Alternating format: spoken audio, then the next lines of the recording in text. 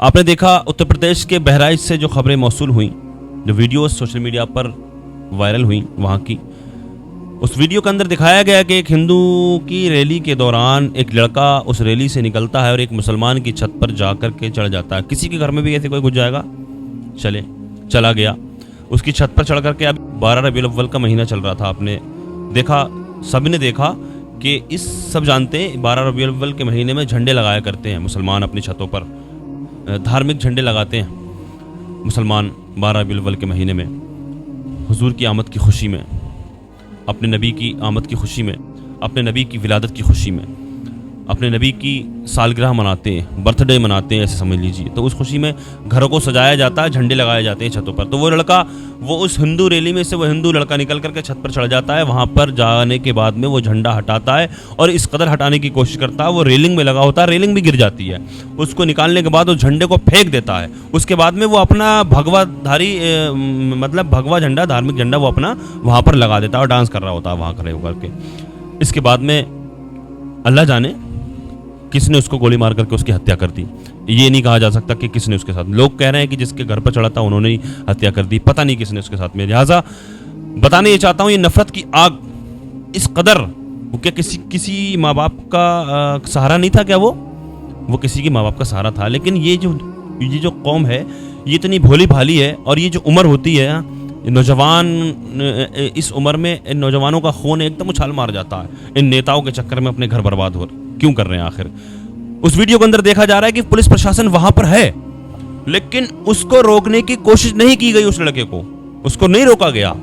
और जब इंतजार, क्या कहा जाए इसके ताल्लुक से, क्या कह सकते हैं बताइए? आप समझदार हैं आप। उसको अगर पहले रोक लिया जाता, ये सारा कुछ नहीं होता, उसकी जान नहीं जाती और इतना बड़ा बवाल नहीं होता। वहाँ पर दुकानों में आग लगा दी गई है, वहाँ पर के लोगों का जीना दुश्वार हो चुका है, वहाँ का बहुत बड़ी मुसीबत का सामना करना पड़ रहा है वहाँ के लोगों को। अगर ये पुलिस वहाँ पर उस वक्त उस लड़के को रोक लेती, क्या कह सकते हैं इसके बारे में आप? ये गरीब लोग यही रह गए दंगे फसाद करने के लिए। तुम क्यों नहीं अपनी आंखें खोल रहे हो? क्यों नहीं समझ रहे हो इस चीज़ को कि ये नेताओं के बच्चे क्यों नहीं होते इन दंगों में? ये अपने बच्चों को विदेशों में, लंदन, अमेरिका, कनाडा, कहाँ पढ़ाते हैं अपने बच्चों को। इनका बच्चा, इनसे क्यों नहीं कहते कि तुम अपने बच्चों को भेजो हमारे साथ में, हम करेंगे दंगा फसाद? तुम क्यों अपनी ज़िंदगी बर्बाद करने पर तुले हुए हो? अब इसी तरह से एक वीडियो बाराबंकी से वायरल हो रही है, बताइए इनको क्यों नहीं रोका जा रहा है? वो किस कदर गंदे जुमले, किस कदर गंदी गालियाँ डीजे में बजा रहे हैं मस्जिद के सामने, जबकि ये कानून के भी खिलाफ है, संविधान के भी खिलाफ है।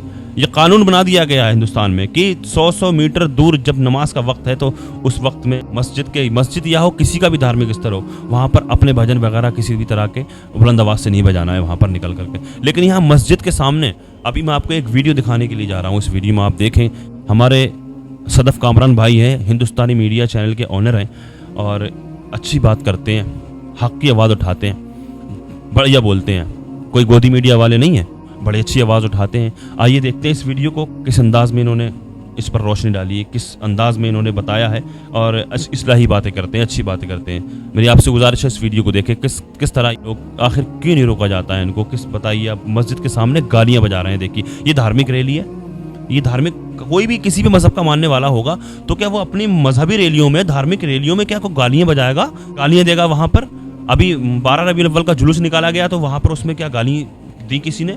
ये तो मज़हब के भी खिलाफ है ना। ये तो हमारा किसी का भी मज़हब होगा तो ये तो मज़हब के भी खिलाफ होगा।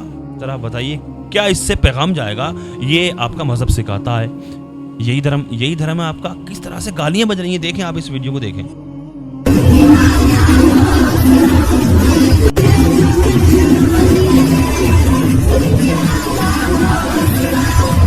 आप स्क्रीन पर मेरे बैकग्राउंड में एक तस्वीर देख रहे हैं, ये उत्तर प्रदेश के बाराबंकी की तस्वीर है।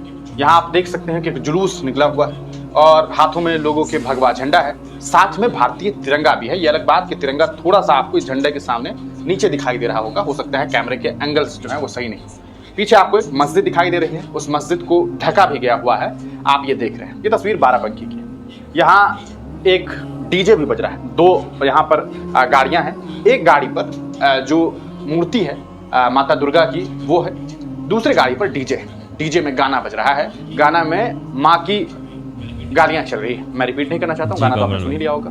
तो माँ को गाली दी जा रही है, माँ की ऐसी की तैसी की जा रही है इस रैली की। समझ नहीं आ रहा है ये गाना किसके लिए बजाया जा रहा है, क्यों गाली दी जा रही है। धार्मिक यात्रा है, जुलूस है, धार्मिक यात्रा है। अरे माता दुर्गा को आप लेकर के जा रहे हैं, उनके विसर्जन को लेकर के जा रहे हैं, यहाँ पर किसी को गाली देने वाला गाना मस्जिद के सामने बजाना, इसका क्या मतलब बनता है। इतना ही नहीं हुआ, खबरों के अनुसार जो सोशल मीडिया पर बातें हो रही है इसके मुताबिक मैं आपको बता रहा हूँ कि मस्जिद के ऊपर जूते चप्पल फेंके गए, गुलाल जो रंग है वो फेंका गया। भैया आप जा रहे हैं मूर्ति विसर्जन के लिए, मस्जिद के सामने रोक करके डीजे बजाने का मतलब भी समझ नहीं आता है। फिर आप कहेंगे कि ऐसी हमारी आज़ादी को कौन छीन सकता है, मैं बजाऊं। ठीक है, आपने बजा लिया, आपने बजाया, लेकिन बजाने के बाद आपने क्या किया, आपने गालियां बजाई उसमें। धार्मिक यात्रा में गाली बजाना किसी भी तरीके से सही हो सकता है। कोई भी सभ्य समाज का व्यक्ति, आप सोच लीजिए कोई 12 रबीउल अव्वल का जुलूस निकाल रहा है कोई मुसलमान, और उस जुलूस में वो डीजे पर गालियां बजाने लगे, क्या मैसेज जाएगा भाई। कभी सुना ऐसा होता है इन्होंने कोई गाना बजा दिया हो कि उसकी माँ की ऐसी, उसके माँ की ऐसी, उसके बाप का वो फलाना ढिमकाना, कभी नहीं देखा, आज तक नहीं देखा। लेकिन यहां पर गाना बजाया जा रहा है उसकी माँ का।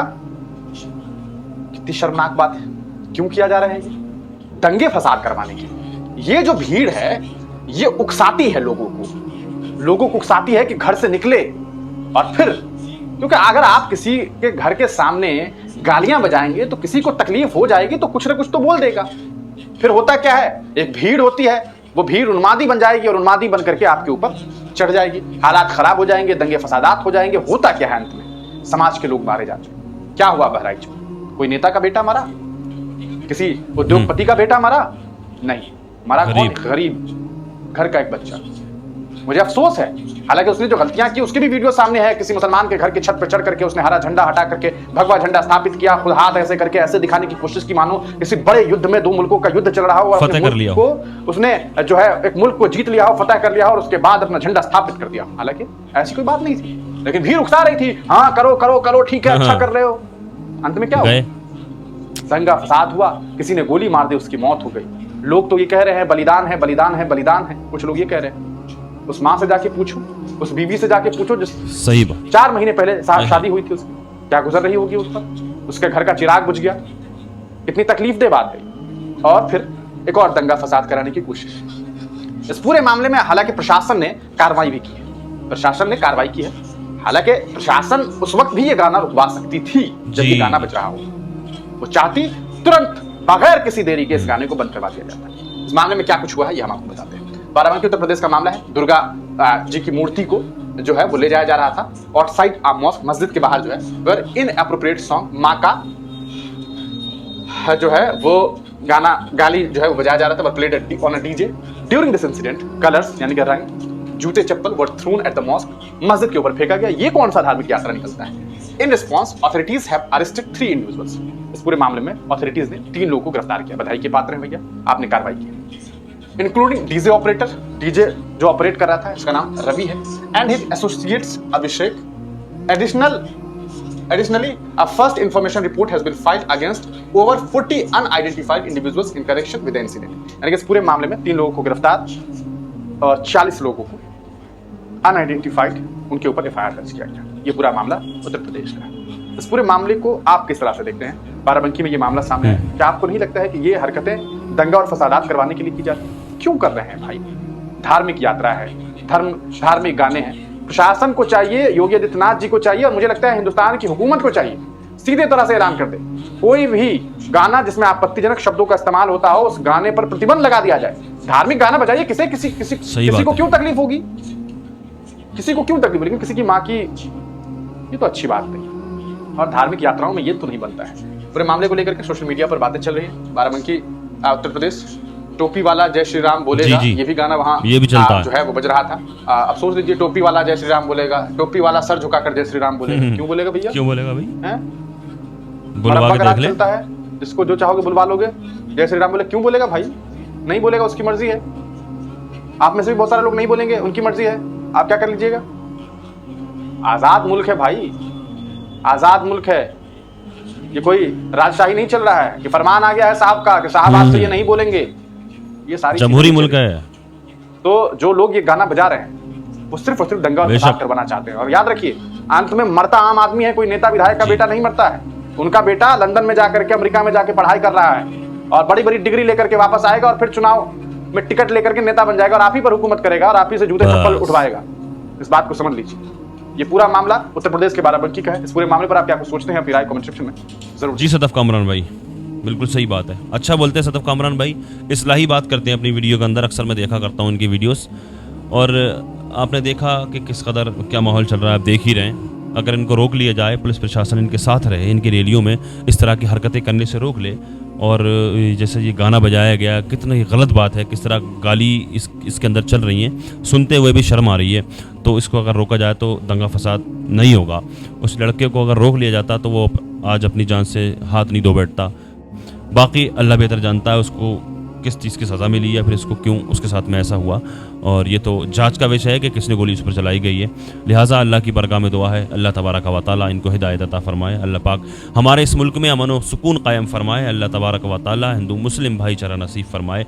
दुनिया के तमाम मुसलमानों की इज़्ज़त व आबरू की, जान और माल की हिफाजत फरमाए। अस्सलामु अलैकुम व रहमतुल्लाहि व बरकातहू।